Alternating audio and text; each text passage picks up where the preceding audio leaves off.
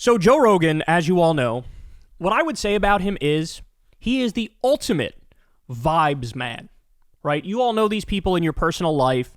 You know, if you bring up politics to them, they go, who, me, bro? I'm like relatively non-political, and I got some right-wing opinions, I got some left-wing opinions, but really, bro, I think we need to have conversations, and then like have conversations about having conversations. And so like I take each issue one at a time and look at it and stuff, bro, and we just gotta use our head, use our mind and stuff, bro. That's the epitome of Joe Rogan. Now, ultimately, when it really comes down to it, though, he's all about the energy. He's all about the vibes, right? And as we all know, Trump built this massive movement with genuine energy with the right-wing base, where effectively they started acting like a cult. But with the cultness comes, oh, we are going to relentlessly make our case. We're going to be so aggressive. Our narratives are going to become the narrative in the country. We are going to steer the agenda of the media. They will only be having conversations on our terms with our framework, right? And ultimately, it worked on a guy like Joe Rogan, right? And so, as you all know, I mean, he went as low as one could go. He had on Donald Trump and basically gave him a hot stone massage and a happy ending. He had on J.D. Vance, same thing. He seemingly has a quota for bringing on billionaire robber baron oligarchs. He seems to do it every other week or once every 3 weeks, whether it's Mark Zuckerberg or Mark Andreessen or Peter Thiel or Elon Musk all the fucking time, who he can't stop sucking off on a regular basis. And so the fact that he endorsed Trump, the fact that he let him get away with lying repeatedly to everybody's face, he really is in over his head, right? He doesn't know what the fuck he's doing. He doesn't know enough about these issues. And he just rode the wave. He rode the vibes. But found himself here, now, with everything going on in this country. He found himself in the position where he was cheerleading for a man who says, we're going to steal Greenland. Totally illegal, totally unconstitutional, total war crime. We're going to take Greenland. We have to have it. Greenland says no. It's only like 6% of people in Greenland that say, yeah, I want to be part of the U.S. Trump goes, I don't care. I want to take you. We're going to steal Panama. We're going to take Gaza and own Gaza. Oh, yeah, by the way, I ran a crypto scam on my own supporters 2 days before my inauguration. In inauguration, Joe Rogan was at to sit there with his fucking pom-poms for the bloated, beefy, wet boy buffoon. Okay? And so he finds himself here, and then now all of a sudden, what story is dominating the news in the country? Kilmar Garcia. Now, by the way, just so we're clear, Kilmar is one of 278 people illegally rounded up and kidnapped and human trafficked to a concentration camp in El Salvador. You know what you call a place where there's no due process, but you get sent there and it's a prison? That's called a concentration camp. So this is the biggest story in the country. And the Trump administration admitted in court, the DOJ admitted in court, yeah, we sent this guy in error. It was an administrative error. So that's the reason why Kilmar's story became the biggest. But understand, we still have the story of the gay makeup artist. We still have the story of the guy who was sent for his tattoo. His tattoo was an autism awareness tattoo for his 15-year-old brother who has autism, who he helps take care of. So there are 278 Kilmar Garcias, right? That's what it is. 75 to 90% of these people have no criminal record. None. Zip. Zero. Zilch. So now he's in a bit of a pickle. Because the vibes man was riding the vibes when it was all Trump all day long. Trump, bro. Oh, look, bro, he's like a comedian, bro. Oh, look, he owns the mainstream media, bro. He's got good timing in his jokes, bro. He's genuinely funny, bro. Look at how he goes after people, bro. The vibes were high on the pro-Trump side, and he was like, fuck it, I'm going to ride that wave, bitch. Well, what do you do when the vibes have shifted? What do you do? When it becomes clear, these people are monstrous, and they are unambiguous fascists. What do you do?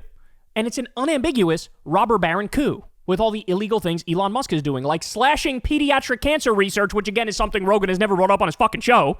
He likes to talk about, Elon is such a genius, my puny brain is nothing compared to him.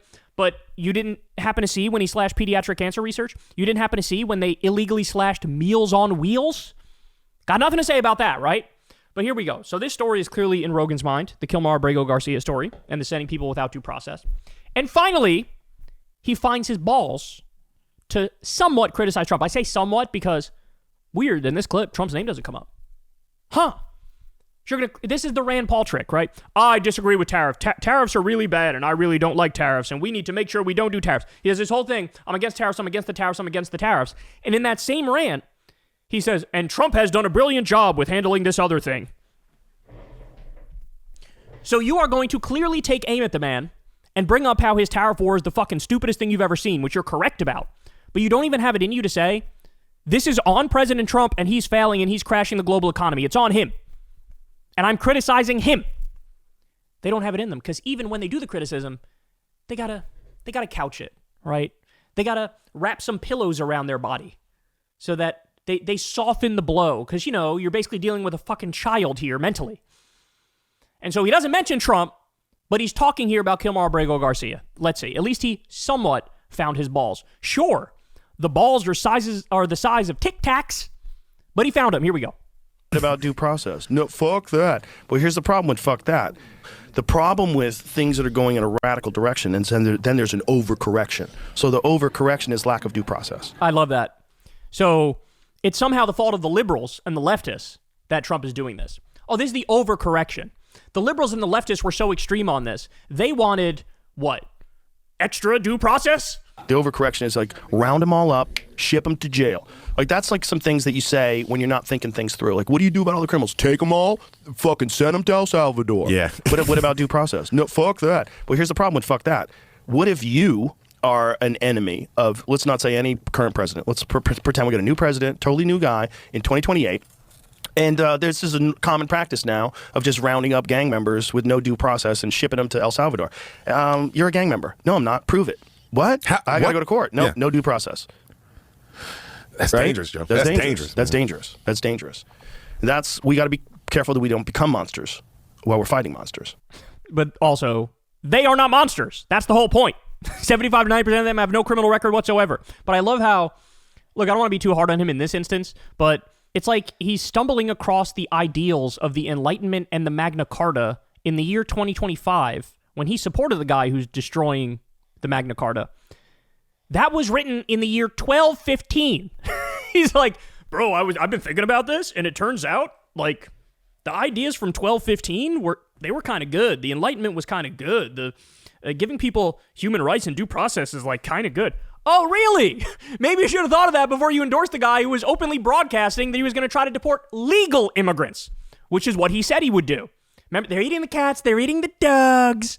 That was a lie. And the whole point of that was to take these people who had legal status and try to ship them out of the country. I think due process exists for a reason, and the reason is it is horrific for someone to be accused of something they didn't do, be imprisoned for crimes they didn't commit, and then live in a cell, live in a cage with a bunch of people who did commit shit. Here it is, Benjamin Franklin.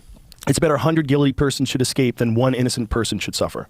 That is wisdom that has survived hundreds of years. It's incredibly accurate. It survived hundreds of years, and then what happened, Joe? What happened after those hundreds of years? It survived hundreds of years, and then somehow it went away somehow, kind of. Maybe because it's the guy I directly supported and even took credit for helping him win because I endorsed him.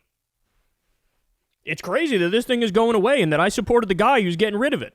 And it is the foundation of freedom. Like, we have to make sure that these people are actually guilty, otherwise we become monsters. You can't, like, what is that? When you fight monsters, be careful that you don't become one. Become one. Yeah. Yeah. It's very important. It's very important. I love the idea that, like, bro, I didn't know that Trump was a monster. Oh, you didn't? How close were you paying attention to the man?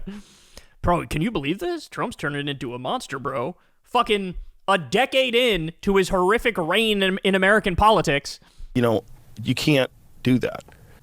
You know, it's one of those things where to support one side of this, you have to deny some, like, basic human values. Either way.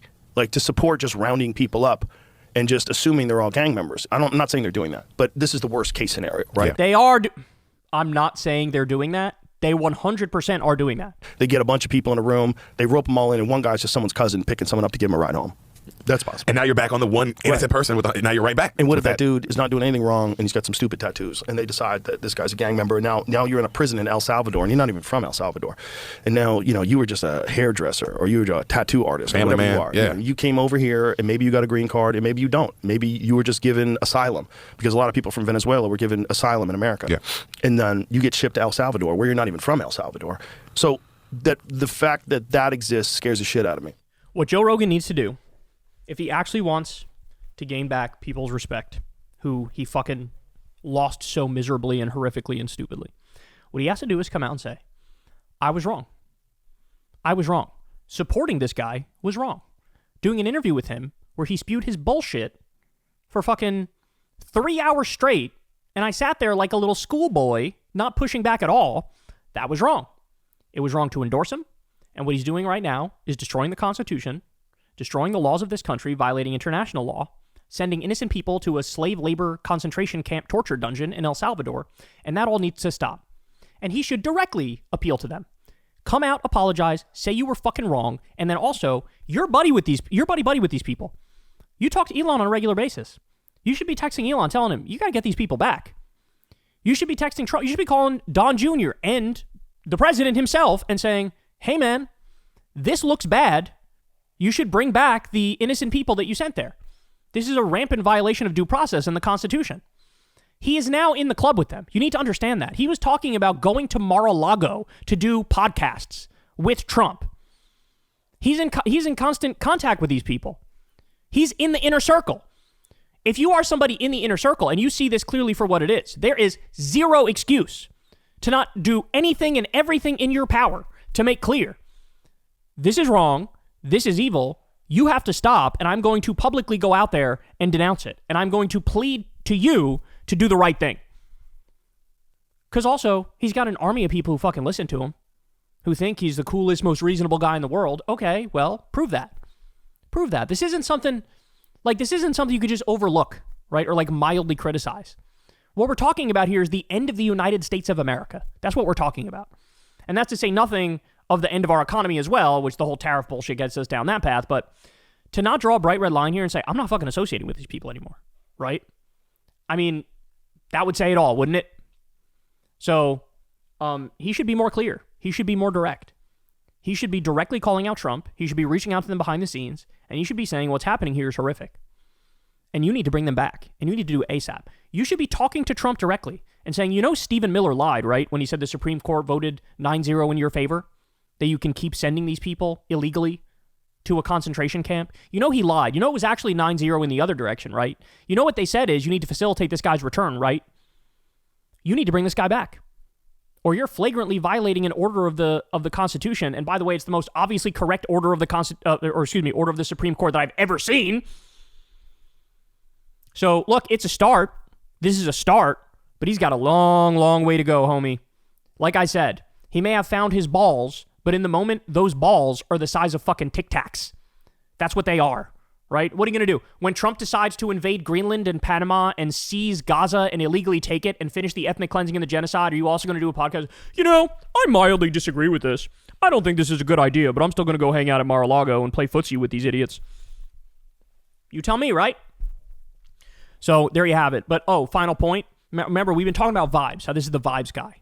The reason why he's reacting like this is because he is a wave rider. He is a vibes guy.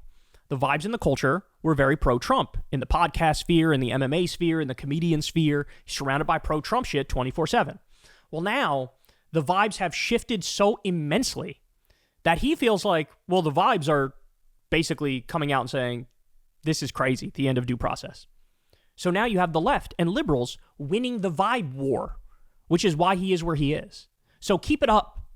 The vibes need to be so overwhelming, so gargantuan, so tremendous that he feels like, no, I do want to call Trump directly and say, you got to bring him back.